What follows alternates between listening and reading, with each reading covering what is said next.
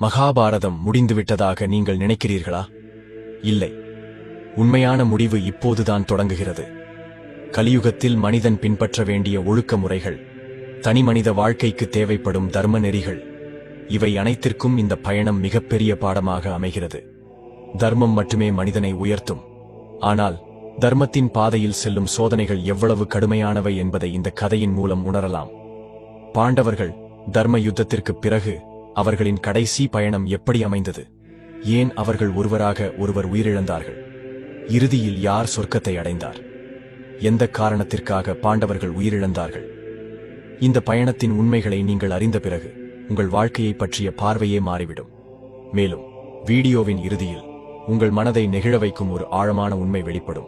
அது நீங்கள் தர்மத்தை பற்றிய உங்கள் எண்ணங்களை முற்றிலும் மாற்றக்கூடும்.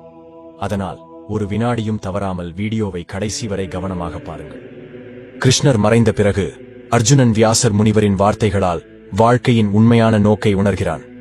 அர்ஜுனா, நீங்களும் உங்கள் சகோதரர்களும் தர்மத்தை நிலைநிறுத்த கிருஷ்ணருக்கு உதவினீர்கள்.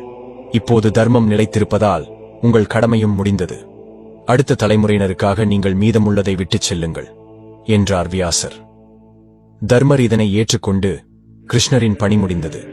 இப்போது நாங்கள் உலகத்தை துறந்து அமைதியாக வாழ நேரம் வந்துவிட்டது என்று கூறினார். இது ஒரு தீர்க்கமான